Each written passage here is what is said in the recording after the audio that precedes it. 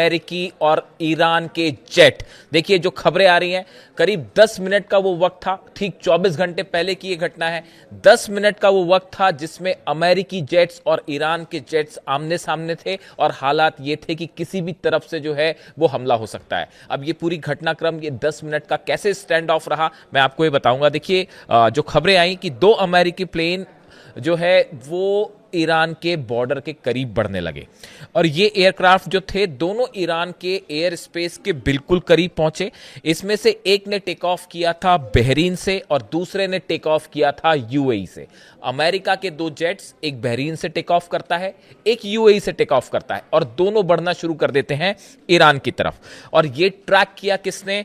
Russia के flight tracking data ने। रूस का जो फ्लाइट ट्रैकिंग डेटा होता है उसने फौरन इस बात को नोटिस कर लिया कि अमेरिका के 2 जेट्स जो हैं वो ईरान की तरफ बढ़ रहे हैं और फौरन ईरान को इसकी जानकारी दी गई। अब पहले हम आपको एक बार बताएं जो खबरें छपी हैं, जो सोर्सेस आए, उन्होंने क्या लिखा, मैं आपको पहले वो बताऊं एक बार।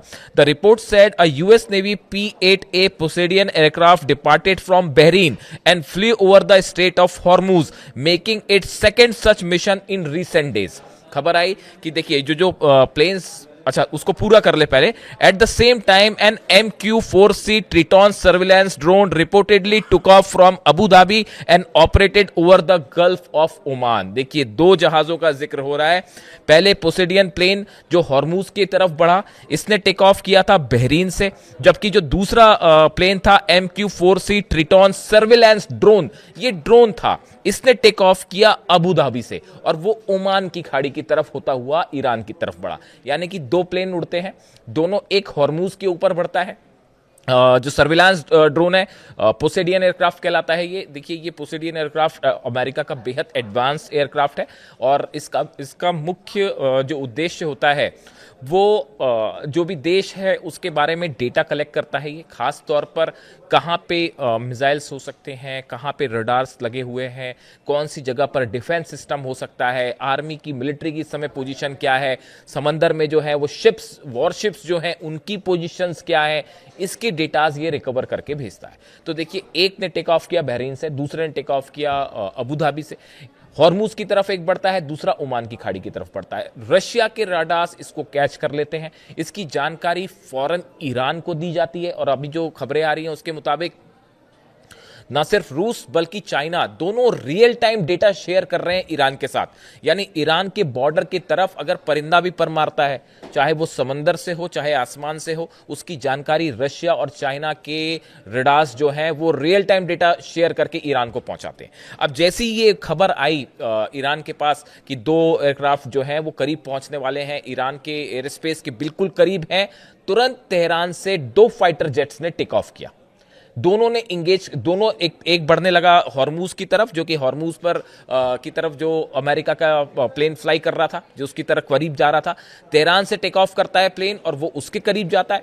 दूसरा ओमान की खाड़ी से होते हुए जो ईरान के बॉर्डर की तरफ बढ़ रहा था, एयर स्पेस की तरफ बढ़ रहा था, उसको टेक ऑफ करने के लिए, उसको एनकाउंटर करने के लिए जो है दूसरा प्लेन जो कि तेहरान से टेक ऑफ हुआ वो उसकी तरफ बढ़ने लगा। यानी देखिए चंद मिनटों के अंदर ही, जैसी ये जानकारी आती है, सिर्फ मिनटों का खेल था ये, कुछ ही मिनटों के अंदर रूस ने जानकारी दी और बिना देर गवाए तेहरान से जो है फाइटर जेट्स ने टेक ऑफ कर दिया।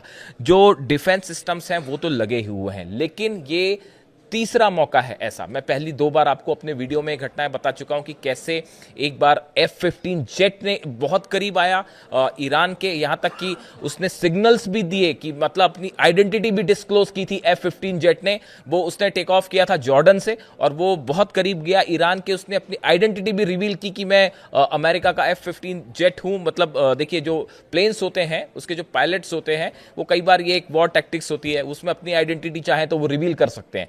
तो उसने रिवील किया, एक प्रकार से उकसाने की कोशिश थी, ईरान को संदेश देने की कोशिश थी। ईरान डरने वरने वाला नहीं था उससे, तो वो वापस चले गए।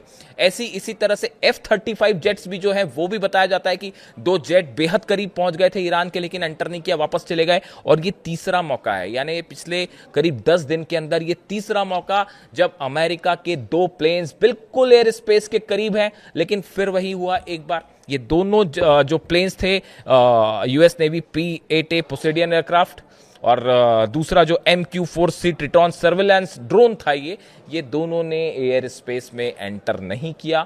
वो करीब 10 मिनट तक ईरान के एयर स्पेस के आसपास रहे, मंडराते रहे और अल्टीमेटली वो वापस जाने को मजबूर हुए, वो वापस चले गए। इसी बीच तेहरान से मैंने आपको बताया कि जेट्स ने टेक ऑफ कर लिया था, डिफेंस सिस्टम्स लगातार लगे हुए हैं। अब सवाल ये है कि बार बार सर्विलांस वाली बात तो एक है ही कि लगातार खासतौर पर स्ट्रेट ऑफ हॉर्मूज में जो है वो बहुत ही एग्रेसिव स्टैंड ले रखा है, पोस्चर लेकर रखा है ईरान ने। मैंने आपको पिछले वीडियो में बताया था कि किस तरह से जो फाइटर बोट्स हैं, 100 से ज़्यादा फाइटर बोट्स ईरान की स्ट्रेट ऑफ हॉर्मूज में इस समय उतार रखी है ईरान ने, कि अगर किसी भी तरह का कोई हमला होता है तो फौरन उसको जवाब दिया जाए। एयरक्राफ्ट कैरियर जो है अब्राहम लिंकन, उससे अगर कोई हमला होता है तो उसको कैसे काउंटर करना, एक बड़ी रणनीति तैयार है और सबकी सब बोट्स पर मिसाइल्स हैं।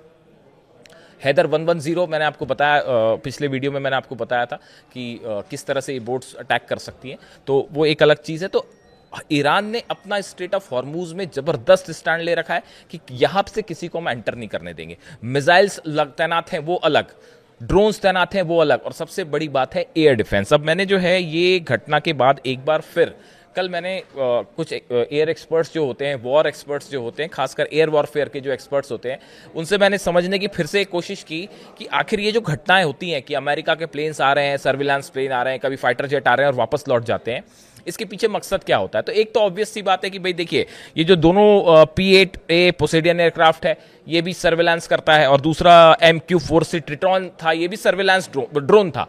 तो ये दोनों प्लेन्स बेसिकली इमेजेस लेते हैं, सर्विलांस पता करते हैं। तो एक तो सर्विलांस मकसद है कि ईरान की सेना क्या हालात में है और कहाँ जहाज हैं और कितने जहाज हैं, वो इंफॉर्मेशन भेजते हैं। लेकिन इसके अलावा एक बड़ी बात मुझे जो एक्सपर्ट्स ने फिर से ये बात कही कि ईरान के जो डिफेंस सिस्टम्स हैं, अभी अमेरिका के सामने जो एक बड़ी चुनौती है वो ये है कि क्या रूस ने S-400 दे रखा है। हमारे हिसाब से तो दे रखा है, जो हम समझ पाए अभी तक चीजों को, कि S-400 दे दिया है। लेकिन उसमें बड़ा क्रूशियल ये है कि ये S-400 कौन सी जगह पर तैनात हैं, इसकी लोकेशन का पता लगाना बेहद अहम है। क्योंकि देखिए, S-400 वो डिफेंस सिस्टम है जो F-35 को भी इंगेज कर सकता है, F-16, F-15 जेट्स तो इंगेज हो ही जाएंगे।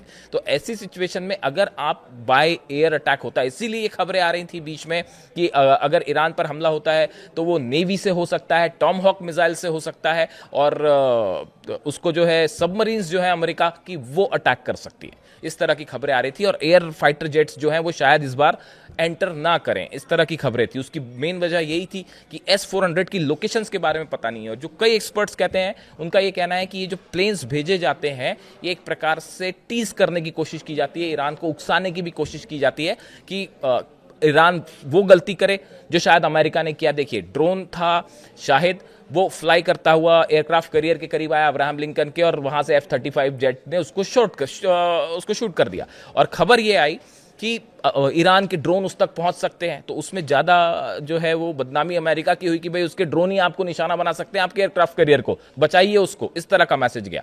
तो एक पक्ष का ये भी कहना है, कुछ एक्सपर्ट्स ये मानते हैं कि ये पता लगाने की कोशिश है कि क्या ईरान अगर मान लीजिए उसे काउंटर करने के लिए ईरान की तरफ से कोई S-400 या कोई भी डिफेंस सिस्टम फायर होता है, 16 जो है बड़े कार्गो जेट्स उतरे हैं चाइना के, क्या चाइना ने भी अपना डिफेंस सिस्टम दे रखा है? ये बड़े सारे सवाल हैं जो ये तय करेंगे कि अगर अमेरिकन जेट्स एंटर करते हैं ईरान में तो सही सलामत वापस जा पाएंगे कि भी नहीं जा पाएंगे। तो इस सूरत में ये कोशिश है कि कहीं ईरान ये गलती कर दे कि कोई एक डिफेंस सिस्टम फायर कर दे, उससे ये अंदाज लगेगा कि भाई कहाँ कहाँ इनके डिफेंस सिस्टम्स हो सकते हैं, और क्या चाइना का भी डिफेंस सिस्टम है, क्या रूस का भी डिफेंस सिस्टम है, तो शायद अमेरिका अपनी रणनीति ही बदल दे।